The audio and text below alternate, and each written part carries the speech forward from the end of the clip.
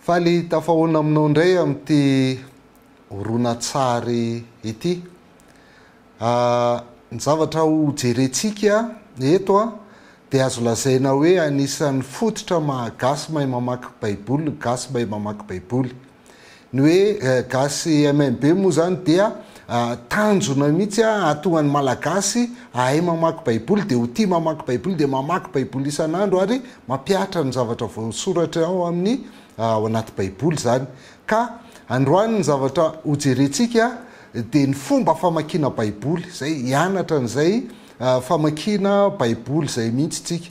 Ka ny fanontaniana voalohany zay ilaina apetratsika rehefa alohan'ny zavatra rehetra dia zao hoe inona moa no antony ilaina mamaky baiboly, fa maninona ny mila mamaky baiboly sika. Dia ny valiny tsotra zany dia zao hoe satria noraiketin'Andriamanitra tao anaty boky ny teniny, ao anatin'io baiboly io zany no noraiketan'Andriamanitra ny teniny. Dia hitantsika nanoratra voalohany tao amin'ny baiboly dia Mosesy, ary hitantsika miverina imbetsaka izay tenin'Andriamanitra tamin'ny Mosesy zay isaky ny zavatra mitrangana, isaky ny manome lalàna izy dia mamerimberina foana hoe soraty, soraty, soraty. Zany hoe mipetraka tsara zany ilay boky sy ny baiboly. Ny ahitantsika n'izany teny zany voalohany dia ao amin'ny Exodosy 7:10 andininy 4:10, rehefa niady tamin'ny avy niady tamin'ny Amalekita ny zanak'Israely tany anefitra, dia zao no nambaran'Andriamanitra hoe aroy ny tompo tamin'ny Mosesy, soraty eo amin'ny boky zany ho fahatsiarovana, ka ambarao amin'ny Josoa fa ho foanako tokoa ny fahatsiarovana ny Malekita tsy hoe ety ambanin'ny lanitra. Soraty eo amin'ny boky izany fandresena ny Amalekita izany. Dia mbola hitantsika koa io zany resaka adiny tantarainy eto ny zavatra nylalovany zanak'Israely tany anefitra, fa eto amin'ny Exodosy 4:20 andininy 4 ka hatramin'ny 7 indray dia resaka lalàna. Rehefa nanome ny lalàna Andriamanitra dia zao lazainy hoe ary Mosesy nanoratra ny teny rehetra nataony Jehova. Dia ny fomaraina koa ka nanorina alitara teo ambodin'ny tendrombohitra sy tsangambato 12 araka ny firenen'ny Israely 12. Andininy 7 dia naka ny boky ny fanekena izy ka namaky teny teo anatrehan'ny olona, ary ny olona hoy ny olona izay rehetra nolazain'i Jehova dia ataonay sy ekenay. Soratany Mosesy avokoa zany lalàna sy ny fanekena ny fanaovana tamin'Andriamanitra, dia avy eo novakiny teo anatrehan'ny olona ireny zavatra ireny. Mbola mahita ihany koa tsika eo amin'ny Exodosy 4:30 andininy 7:20, ary hoy Jehova tamin'ny Mosesy, soraty ireo tenireo, fa araka ireo tenireo no anaovako fanekena aminao sy amin'ny Israely. Eto zany dia ilay fifanekena alliance ny fanaovan'Andriamanitra tamin'ny zanak'Israely no asainy soratany Mosesy. Ndikany hoe soratana dia raiketina ao anaty boky. Mbola mahita ihany koa tsika eo amin'ny Deutéronomie 3:30 andininy 4:20 sy 7:20 aty amin'ny faraparan'ny fiainan'ny Mosesy zany dia zao no voasoratra hoe ary rehefa voasoratra Mosesy teo amin'ny boky avokoa ny tenin'ity lalàna ity. Tanareo, ary rehefa voasoratra Mosesy tao amin'ny boky avokoa ny tenin'ity lalàna ity, dia nandidy ny Levita zay mpitondra ny fiara-fanekeny Jehova izy ka nanao hoe raisy ity boky ny lalàna ity ka apetrao anila amin'ny fiara-fanekeny Jehova Andriamanitra reo mba ho vavolombelona aminao, fa izao mahalala ny ditranao sy ny hamafy atokao. Indrona dia mbola velona eto aminareo ankehitriny azy dia mihodina amin'ny Jehova ianareo ka maika rehefa maty. Dia mba ho fahatsiarovana an'le teny zany dia nosoratany Mosesy teo amin'ny boky avokoa ny teny lalàna rehetra, zay lalàna voarainy tamin'Andriamanitra rehetra dia nosoratany tao amin'ny boky avokoa. Ary eto ahitantsika fa tsy nanao soratinonina tamin'ny Mosesy akory Andriamanitra, fa nandray aloha Mosesy an'ilay teny dia avy eo izy tantarany zany tamin'ny zanak'Israely, dia avy eo izy nanoratra an'izany teny rehetra zany tao anaty boky avokoa. Ny Mosesy nanoratra voalohany izy tsika, fa i Jaona indray any amin'ny Apokalipsy no azo lazainy hoe nanoratra farany ny baiboly, dia mbola hitantsika ihany koa ny baikon'Andriamanitra amin'ny Jona zany amin'ny anoratana ny zavatra rehetra, ny afatra rehetra zay nomena anazy tamin'ny fahitana zay hitany. Ny Apokalipsy toko voalohany ny 9:10 sy ny 9:7 dia ahitantsika an'izany baikon'Andriamanitra izany ihany koa hoe soraty. Ny 9:10 izay zavatra hitanao dia soraty eo amin'ny boky ka ampitondray ho any amin'ny fiangonana 7 dia ho any Efesosy, Smirna, Pergamosy, Tiatira, Sardisy, Filadelfia ary Laodikia. Dia ny 9:7 koa dia mbola miverina zay hoe koa soraty zay zavatra efa hitanao, na izay zavatra kehitriny na izay zavatra mbola ho avy ao aoriana zao. Tanareo soraty. Ary eto koa dia tsy soraton'olona fa ny zavatra fahitana hitan'ny Jona no nasaina nosoratan'izany.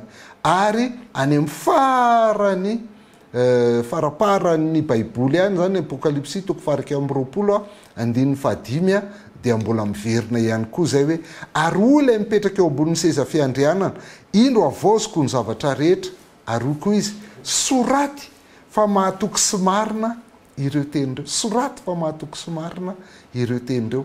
Dia izay zany ny antony ilayntsika mamaky baiboly, satria nasain'Andriamanitra nosoratana noraiketina ao anaty boky, ao anatin'io baiboly io ny teniny no nosoratana ao anaty boky zany. Ny manaraka dia hijery indray tsika hoe fa inona ary ny antony nanaovany an'izany tao anaty boky, na ninona no nasain'Andriamanitra tao anaty soratana tao anaty boky ny teny, inona ny mazava-dehibe an'ilay hoe boky. Ary midika ve zany fa tsy azo ampiasaina ny telefona misy baiboly sy ny rehetra kehitriny? Tsy milaza an'izany tsika, fa misy heviny ihany lay boky tena hafa mihitsy ny boky. Ny antony voalohany nanoratana ny tenin'Andriamanitra ao anaty boky dia satria ny soratra mampandroso amin'ny lafiny rehetra, indrindra lafiny ara-tsaina ny soratra ity sary ity dia maneho izany tsara. Tsy ilay soa akory itondrahana io fa sarina atidoha tondrahana amin'ny boky. Raha te hampitombo ny anana isika dia mila tondrahana rano ny anana, fa raha te hampitombo ny saitsika ihany kosa isika dia mila tondrahana amin'ny soratra, amin'ny zavatra voasoratra ao anaty boky ny saitsika dia miamitombo, miamandroso zany ary afaka manao zavatra lehibe isika. Ny faharoa, ny mampiavaka ny soratra sy ny sary ihany koa dia ity fafana na antsotsika hoe tableau iray ity dia maneho an'izany mampiavaka ny sary sy ny soratra izany.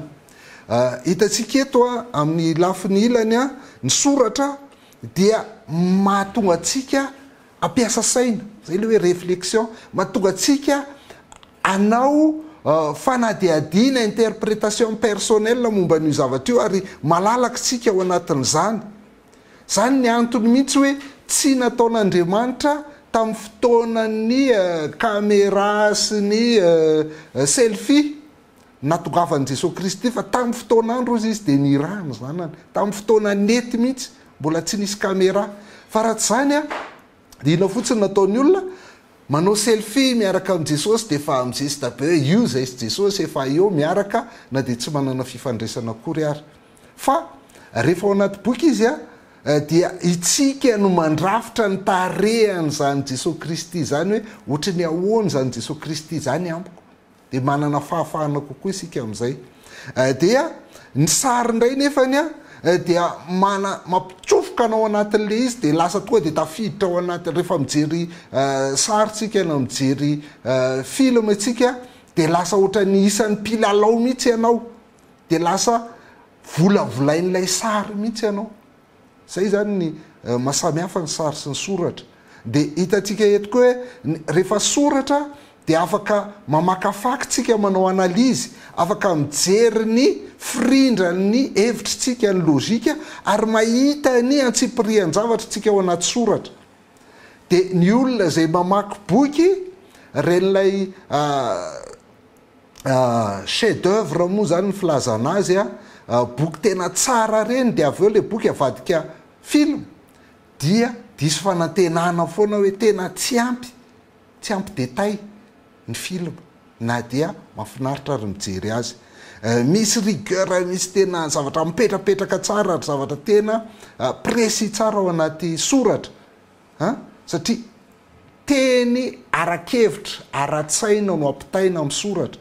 Fa amin'ny sary indray dia ny fahatsapahanao no voakasiky ny sary voalohany, dia ny fihetseponao, ny fientananao, mety mitomany mihitsy ianao mahita mijery filma, miome mijery filma, dia zany ny voakasiky ny sary satria langage symbolique ny sary.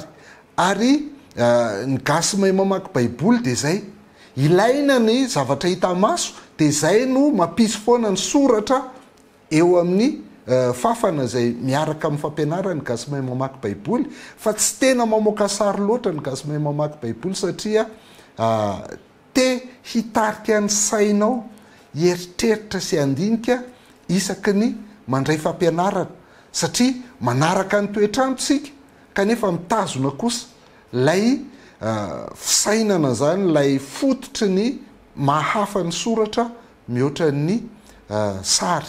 De zay zany ny antony voalohany na tonga n'Andriamanitra nametraka ny teniny ao anaty boky mba tonga atsika hisaina sy heritreritra, fa tsy anao lavage de cerveau atsika na tonga dia ametraka ny fihetsepontsika fotsiny ao anatin'ny teniny zany.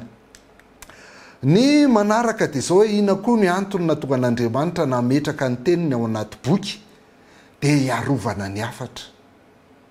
Rehefa voatahiry ao anaty boky ny teny dia voaro, tsy miovaova, tsy ohatra manao an'ilay kilalao telefônina araby reny dia hitantsika miova foana le teny isaky mepita, fa rehefa voasoratra ny hafatra anankiray dia mipetraka tsara, tsy miovaova mihitsy ny zavatra voalaza ao anatiny. Ny fahatelo dia ahafahana matsiary koa le hafatra fototra, lay tena le fototra tany am-boalohany mihitsy zany mifandray amin'le teo ihany hoe satria voaro le izy dia tsaroana. Ary izay lay teny hitantsika tao amin'ny Exodosy 17:4 le fa vakintsika teo hoe hoy ny Tompo tamin'i Mosesy, soraty eo amin'ny boky zany ho fahatsiarovana ka ambarao amin'ny Josoa. Ny zavatra voasoratra dia mipetraka ho fahatsiarovana. Ny anankiroa reo moa dia ahafahantsika mahita tsara mihitsy an'ilay fiteny hoe ny teny mandalo fa ny soratra no mitoetra. Dia izay ny tian'Andriamanitra iraketana ny teniny zany tao anaty boky. Ny Malaki 3:9-10 ihany koa dia ahitantsika an'izay fahatsiarovana zay hoe tamin'izany zay natahotra ny Tompo dia samy niresaka tamin'ny namany avy, ary ny Tompo niaino ka nandre izany, ary nisy boky nisoratana teo anatrehany ho fahatsiarovana izay matahotra ny Tompo sy mihevitra ny anarany. Rehefa misy boky voasoratra dia mipetraka ho fahatsiarovana zay teny voasoratra ao anaty boky zay dia azo tadidiana sy iverenana foana isak'izay ilana azy zany.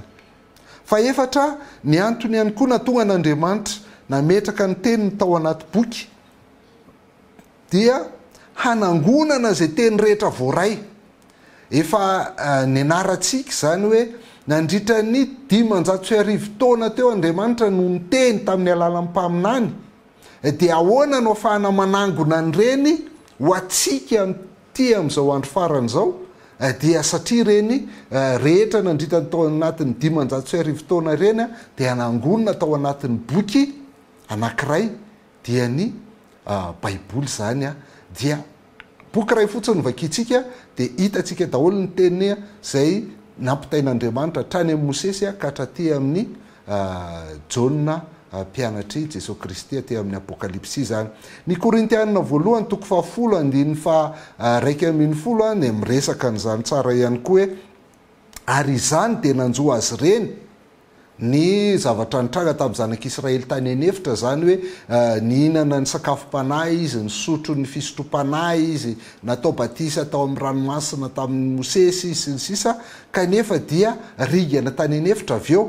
Nanjo azy reny zany izy mba hoanatra, sady voasoratra koa fananarana tsika izay iaran'izao andro faran'izao. Zay voasoratra daholo ny tany aloha rehetra tany dia lasa anatra ho antsika aty amin'ny taonjato faha 120 izany zavatra any, satria voarakitra ao anaty boky anankiray, voarakitra ao anaty baiboly zany.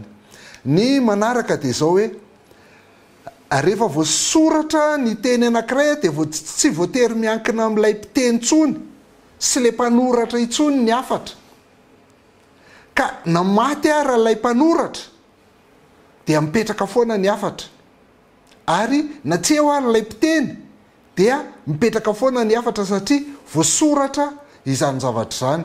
Dia izany ohatra ny hitantsika eo amin'ny Jeremia 9:30 izay na dia ny afatra rehetra voarain'ny Jeremia dia nasain'ny vakin'ny mpanapaka sy ny mpanjaka dia nidoran'ny mpanjaka zany, fa na dia nidoran'ny mpanjaka ary zany afatra zany dia mbola afaka niverina nanoratra indray Jeremia taty aoriana, dia mbola hitantsika sy voaraintsika hatramin'izao. Tamin'ny alalan'ny Baroka moa no mpitantsoratra Jeremia tamin'izay fotoan'izay. Dia zany no hitantsika hoe tsy voatery miankina amin'ilay mpiteny sy le mpanoratra zany ny afatra, fa mitoetra ny baiboly hatramin'io Jeremia 9:30 dia mipetraka foana le hoe lay boky nidorana nefa tsy levona, tsy nety, levony tantara mihitsy ny baiboly nanomboka hatramin'ny andron'ny Jeremia ka mandrakandroany eny hatramin'ny andron'ny Mosesy ary izany.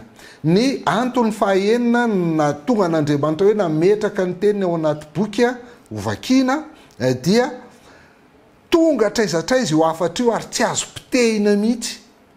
Rehefa voarakitra ao anaty boky dia afaka mandeha traizatraiza.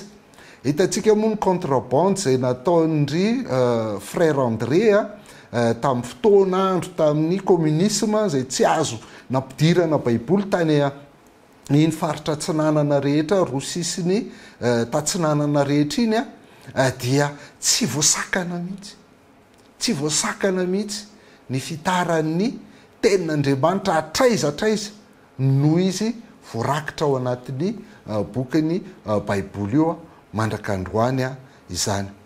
Ary ny farany dia zao hoe mahatonga ny mpamaky tompona andraikitra ihany koa ny nametrahana ny tenin'Andriamanitra ao anaty baiboly. Lasa tompona andraikitra ianao satria voarainao tsara, nampitaina taminao tsara mihitsy ny afatra izany dia eo ianao no hoe nankatoa ianao sa tsy nankatoa, tsy afaka miteny tsony ianao hoe tsy nandrea, tsy naheno, tsy izay nazahoako azy, fa efa voasoratra mazava tsara ao anaty boky ny tenin'Andriamanitra. Ireo zany ny antony anankifito izay hitantsika nahatonga n'Andriamanitra mahazava-dehibe ny nametran'Andriamanitra ny teniny ao anaty baiboly, ka ilaitsika amakina ny baiboly izany.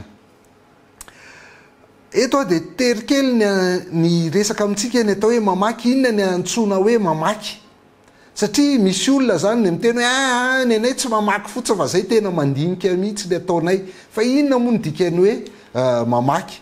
Ny dikany hoe mamaky moa zany dia lire izy amin'ny teny frantsay ary toride izy amin'ny teny anglisy, zay ny filazana azy. Fa raha jerentsika ny voalaza ny dictionnaire Le Grand Robert zany dia izao no ilazan'ny dictionnaire ny antsoina hoe mamaky. Ny famaritana voalohany ilazan'ny hoe lira na hoe mamaky dia tahaka izao hoe manaraka maso ny endritsoratra rehetra mba hahafantarana azy sy ahalalana ny feo ny fanaraka aminy. Manaraka amin'ny maso ny endritsoratra rehetra. Eto zany zao rehefa mamaky an'ity tsika dia mamaky hoe MA, zay le feo mifanaraka amin'io teny io, MANARAKA. Dia rehefa arahana amin'ny maso io dia lasa hoe manaraka amin'ny maso ny endritsoratra rehetra mba hahafantarana azy sy ahalalana ny feo mifanaraka aminy dia azotsika le teny amin'izay fotoan'izay. Zay ny famaritana voalohany lazan'ny Grand Robert azy, fa ny famaritana faharoa ihany koa dia hoe ahafantarana ny hevitra sy ny votoatin'ny lahatsoratra izay vakiana. Ahafantarana ny hevitra sy votoatin'ny lahatsoratra izay vakiana. Zany hoe tsy le endrin'le soratra fotsiny, fa le hevitra tian'ilay lahatsoratra ampitaina, ny hevitra tian'le zavatra vakiana ho ampitaina, dia izay mihitsy no antsoina hoe mamaky. Fantatrao ny heviny, fantatrao ny votoatiny, ka zava-dehibe zany. Zay ny ilaina hoe rehefa mamaky baibolitsika zany dia fantatsika ny hevitr'Andriamanitra ary fantatsika ny votoatin'ny tenin'Andriamanitra rehefa mamaky baiboly isika. Ny dikany hoe mamaky ao amin'ny teny grika izay ahitantsika nanoratana ny testamenta vaovao zany ny dikany hoe mamaky dia hoe anaginosko.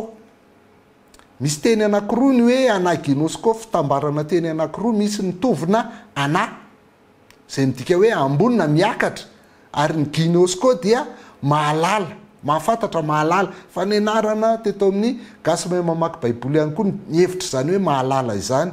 Fa ny anaginosko zany dia ny tena heviny arabaky teny etymologiquement dia hoe mampiakatra fahalalana. Hitantsika fa zava-dehibe zany ny mamaky. Raha te hampiakatra ny fahalalanao, ampitombo ny fahalalanao ianao dia mila mambaky anaginosko. Ka noho izany dia zava-dehibe zany. Fa marina tokoa aloha fa eo anatrehan'ny baiboly dia misy ny atao hoe mamaky dia misy ny atao hoe mamaky. Ka ny mamaky voalohany zany dia ilay ianao sy ilay baiboly izay vakianao, ka rehefa mamaky an'iny ianao dia mitombo ny fahalalanao. Fa rehefa miditra lalina kokoa tsika dia tonga ny amin'le antsoina hoe manao étude biblique. Zany hoe fa manomboka mandinika soratra masina kokoa.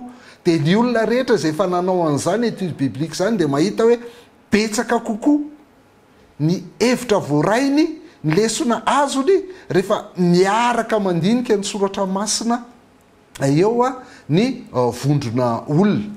Fa mbola lalina kokoa noho izay étude biblique zay ary dia le antsointsika hoe exégèse. Ny exégèse indray dia le miainga amin'ny teny fototra mihitsy no amakinao ny baiboly amin'ny teny hébreu izy, amin'ny teny hébreu izy ny testamenta taloha, ary amin'ny teny grika izy ny testamenta vaovao. Dia isika moa tsy hanao an'izany eto amin'ny gasy mahay mamaky baiboly fa ny zavatra ampitaina amintsika kosa, ny baiboly vakina amintsika sy ampitaina amintsika kosa dia nisy an'io exégèse io tao ambadika. Ny ainga avy amin'io exégèse io tao ambadika dia amoraina izy mba ho mora azontsika rehefa isaky ny fampianarana zay zaraina amintsika eto. Ka eto zany ahitantsika misy ny atao hoe mamaky, misy ny atao hoe mamaky. Ny famakina voalohany lecture zany dia efa mampitombo ny fahalalana. Zava-dehibe sy ilainy zany. Fa tsy afaka mandinika ianao raha tsy mamaky aloha. Fa zava-dehibe ihany koa ny fanaovana étude biblique, ary tena zava-dehibe ny fanaovana exégèse, fa tsy ny olona rehetra no afaka manao exégèse fa ny olona izay nandalina momba ny teny grika sy ny teny hébreu ihany. Andao amin'izay tsika hijery ny karazana famakian'olona teny. Tahaka ny ahoana ny famakian'olona teny ka mahatonga ny olona hoe na dia mamaky baiboly ary izy dia tsy misy zavatra azony mihitsy ao anaty baiboly izay vakiny eo. Dia eo zany no hijerentsika ny vaky-teny mahazatra izay fanaon'ny olona. Ny voalohany dia le antsoina hoe lecture hésitante, zany hoe rehefa mamaky tsika dia miankanankany tsika mamaky anazy. Ka rehefa miankanankany ianao mamaky azy dia tsisy azonao ny zavatra vakinao amin'izay. Dia aka ohatra anankiray azy, ohatra tena hitako mihitsy ty rehefa nampamaky baiboly io lindroa, nampamaky baiboly olona anty Matthieu 5:5 ka hatramin'ny 7:10 ty. Dia tahaka izao foana ny famakin'le reo olona ireo ny Matthieu 5:5 ty zany. Izy hoe ary rehefa mivavaka ianareo dia aza mba milaza teny maro, aza mba milaza teny maro foana tahaka ny jentilisa, fa ireo dia mihevitra hoe ny amaroan'ny teniny no iainoana azy koa aza manahaka azy ianareo fa alohan'ny angatanareo aminy dia fantatry ny rainareo izay tokony ho anareo koa amin'izany dia mivavah toy izao ianareo rainay izay any an-danitra hoamasina ny eny anaranao ho tonga ny fanjakanao atao any sitraponao ety an-tany takiny any an-danitra meo anain'io ny anina sahaza ho anay mamelany elokay taka sisisa rehetra satria de hitanareo fa le tapany voalohany zany tsisy azony mihitsy fa ny tapany faharoa rainay izay any an-danitra de efa aintsendrery de mandeha ho azy ny famakiny an'iny rehefa avy eo dia izany mahatonga antsika tsy mahazo zavatra rehefa mamaky baiboly satria niankanankana ny fomba famakitsika baiboly ohatra anankiray ihany koa zay ohatra hitako rehefa mampamaky baiboly olona ty Ezra toko 7:7 sy 4 ty de zao ny voasoratra hoe nono nandre zany zavatra zany de nandritra ny lambako sy ny akanjoko sady nandropotra ny volondohako sy ny sombotro dia nipetraka tahaka ilay toranina iny petraka tahaka ilay toranina iny ina ndika zany satria zay namakiny azy fa tahaka ilay torana iny tsotra fotsiny ohatr'zay le izy nipetraka tahaka ilay torana iny de zay zay de efa midika hoe tsy azo n'lay olona namaky ny tenin'ny vakiny satria niakanakana ny famakiny azy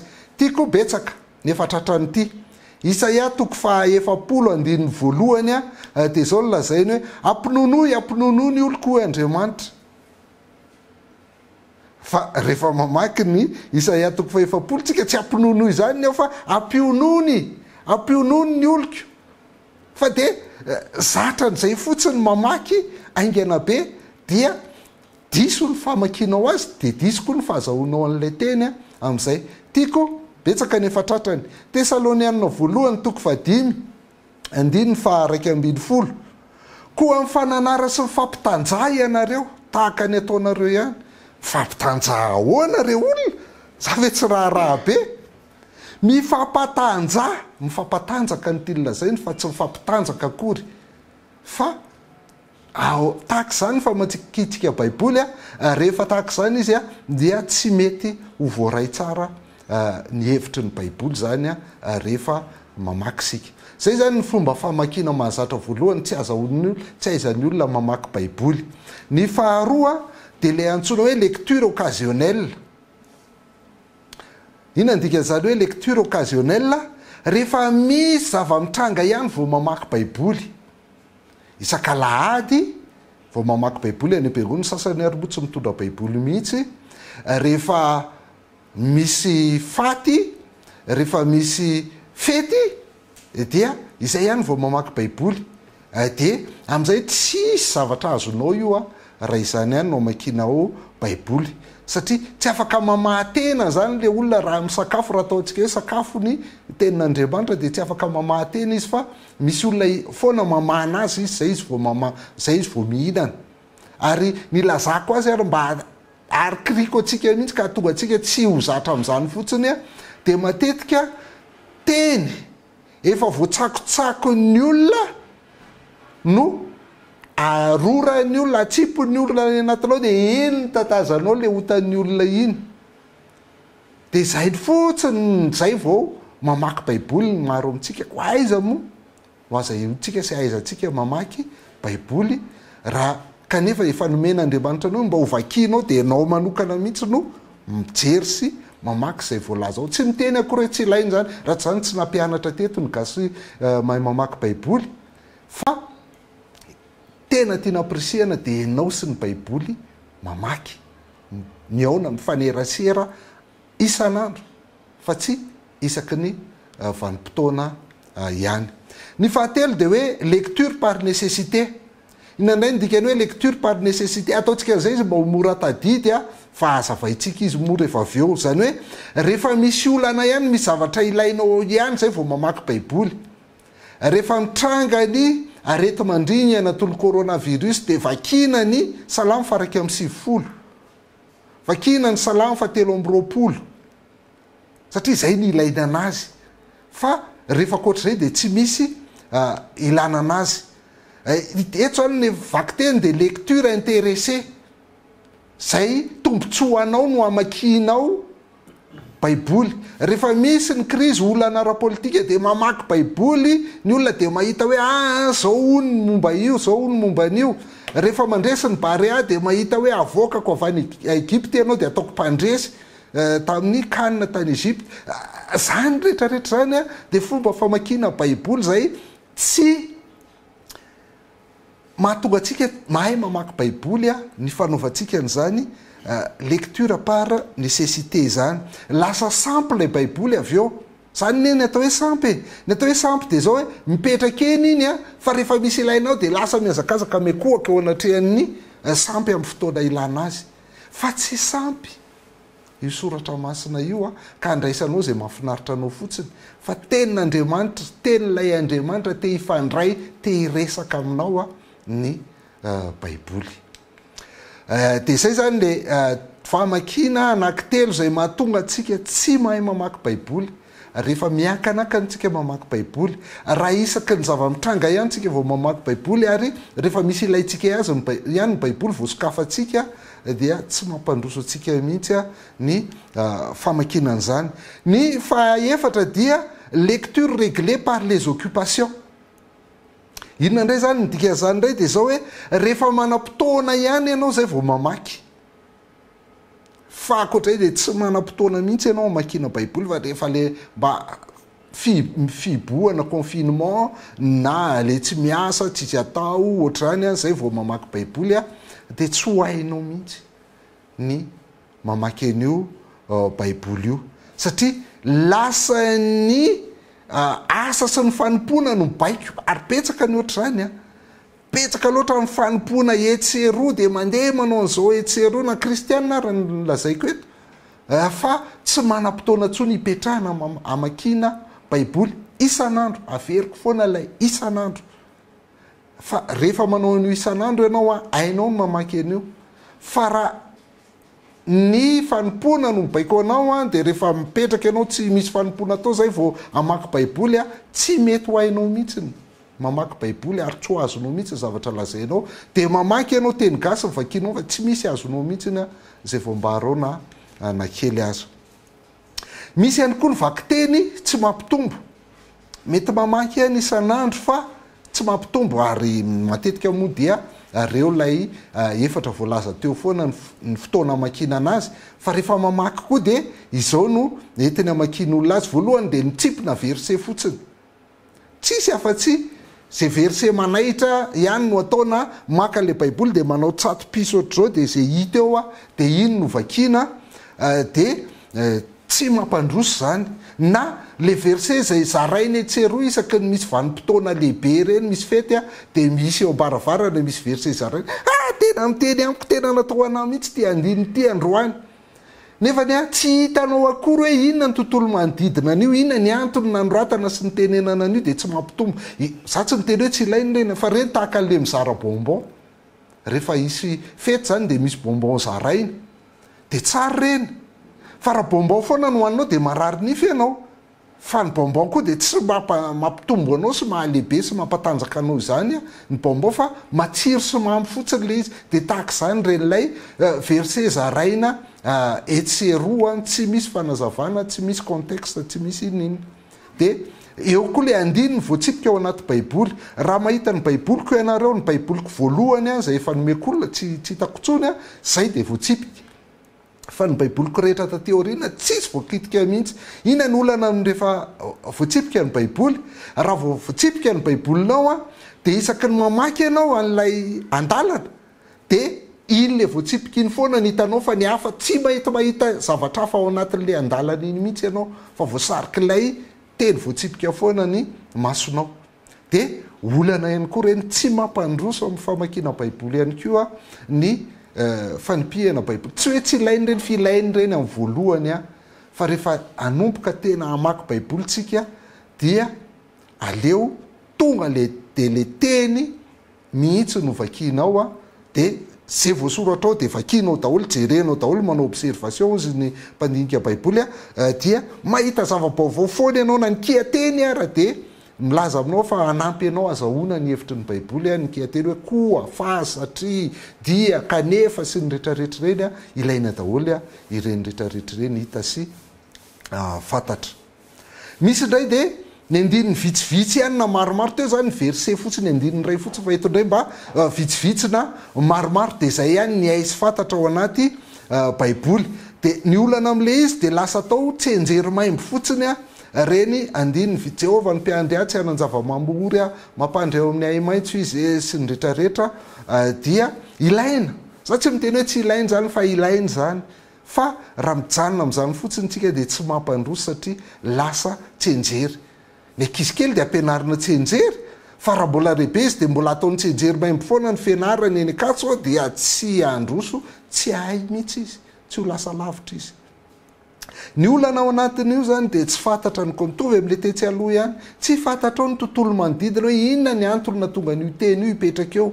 Ho resahantsika izay amin'ny tapany manaraka amin'ity fampianarana ity, fa olana rehefa tsy fantatra hoe inona ny antony io teny io, ary rehefa izany dia lasa mampifanohatra tenin'Andriamanitra tsika ao anatiny. Dia mahita tsika amin'ny teny anankiray hoe tsy misy maharombaka izay pelantanako fa mahita indray tsika anankiray hoe raha ohatra ka efa nandray ny teniny tsara izy nanandrana ny fanahy izy kanefa miembotra dia tsy azo avozana intsony ho amin'ny fibebahana satria nanompo fandroany zanak'Andriamanitra dia eo lasa mifanohatra le tenin'Andriamanitra dia sahirana. Ka anisany efa natao teto amin'ny gasembe koa ny Hebreo 9 ohatra dia ahitantsika hoe tsy misy zavatra mifanohatra zany ao anaty baiboly fa ny olana dia mitsipona andininy vitsivitsy na maromaro fotsiny tsika fa tsy mijery ny tontolo manodidina. Ary ny olana amin'ireny ary dia lasa manova ny filazantsara mihitsy isika rehefa andininy fotsiny raisina dia izay. Ny mpampianatra sandoka rehetra tompoko dia mandray andiny soratra masina daholo. Fa rehefa raisinao ivelan'ny tontolo manodidina io dia azonao ampiasaina amin'izay tianao ampiasaina izy. Na ataonao hoe lasa mpanan-karena daholo ny rehefa mandray an'i Jesosy satria nahita n'ity soratra ity ianao. Na hoe tena araka soratra masina mihitsy ny fanambadiany lasa ny lasa satria mahita n'ity andininy ity ianao sy ny rehetrarehetra dia azonao aolana amin'izay tianao anaovana azy io tenin'Andriamanitra io dia miova ny filazantsara rehefa tsy jerenao anatin'ny tontolo manodidina azy izany. Misy famakiana anankitelo ihany koa reto izay tena manimba ny baiboly. Lecture par manomboka amin'izay daholo izy anankitelo. Ny voalohany dia ny lecture partielle, mitovy amin'ilay voalazantsika tetsy aloha ihany hoe zay tianao ihany vakianao. Tsy ny baiboly ray manontolo fa zay tianao ihany, ny salamo zao, ny filazantsara, zany ihany ny vakianao anaty baiboly fa tsy ny baiboly ray manontolo. Dia mampiena be ny hevitra ny tiany baiboly ampitainy zany. Satria boky anankiray mifameno io baiboly io dia tsy mety zany raha zay tianao ihany no raisinao anaty. Tsy tahaka ny tapakazo ny dadarabe io ka nanalaina tery ambony na taty ambany dia mahasitrana foana. Fa ny baiboly dia boky anankiray tenin'Andriamanitra mifameno sy mifanampy. Ka tsy mety zany ny lecture partielle ny apahany ihany. Fa misy koa ny lecture partiale. Ny dikany hoe lecture partielle zany dia manao solomaso, efa manana solomasonao ianao amakianao baiboly. Hoe ny andray aloha dia zao vao hamaky baiboly ianao dia efa tsy maintsy zao indray aloha ny efa ao an-tsainao voalohany, efa mipetraka aloha ny hevitrao. Dia ny hevitrao no amakianao ny baiboly, zay le hoe lecture partiale. Ary ny lecture particulière indray dia zao hoe ny famakianao baiboly dia ianao manokana, ianao rery no manana an'io dia ianao mizesta hoe zay mihitsy ny lazay ny tenin'Andriamanitra.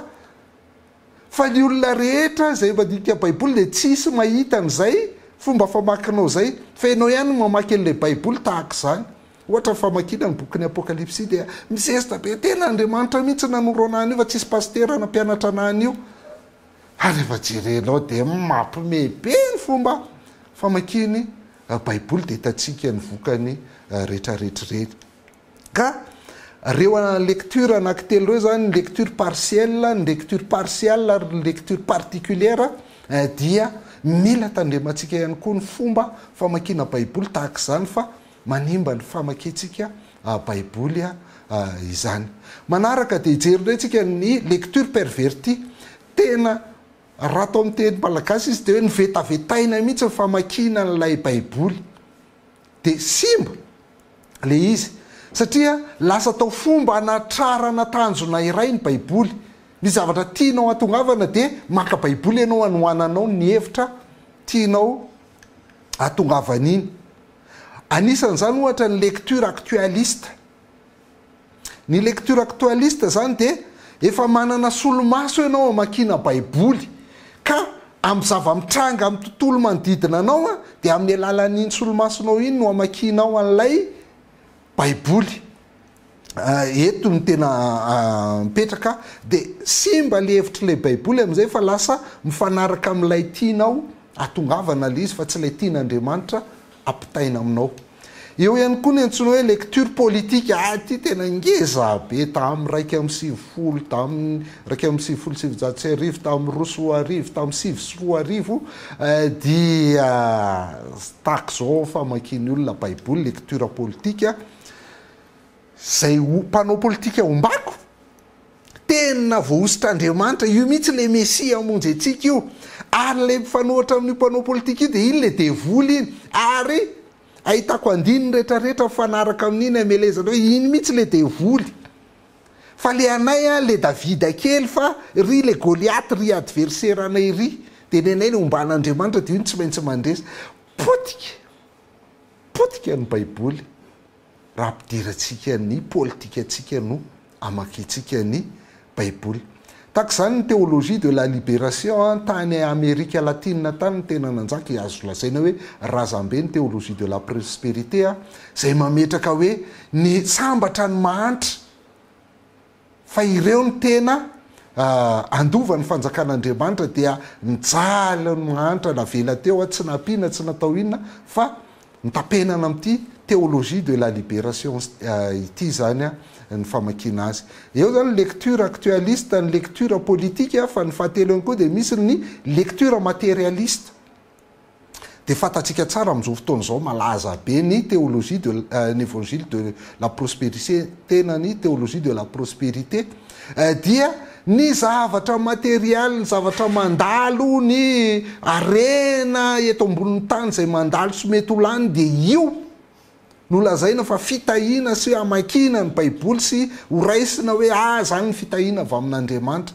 Potika ny baiboly vokatra izany famakina anankitelo zany actualiste, politique ary matérialiste izany. De mbola misy anankiray ihany koa ny antsoina hoe lecture sécularisée. Lecture sécularisée indray dia le efa théorie sy ny fampianaran'izao tontolo zao no amarinina ao anaty baiboly tadiavana verset anohanana azy. Anisan'izany ohatra ny management, ny leadership, ny développement personnel izay tsy tena hita loatra zay maharatsy azy fa akana andinin-tsoratra masina anohanana le izy de iny fatohana sy iny jerena be de tsy hitanao mihitsy le lafiratsiny ao anatin'ireny. Za zany tsy miteny hoe tsy ilaina ny leadership, tsy ilaina ny management, tsy ilaina ny développement personnel fa tsy mitady andinin-tsoratra masina hanohanana an'ireny ianao fa mila mijery sy mamakafaka aiza ny lafy tsara sy lafy ratsin'ireny tenyreny. De izay zany ny tapany voalohany amin'ity fampianaran'ity zany mahatonga atsika tsy mahay mamaky baiboly no ireo karazana famakina baiboly isan-karazan'ireo. Mbola isy ny tapany faharoa amin'ny horonan-tsary manaraka fa misaotra anao naharitra hatramin'ny farany hatreto.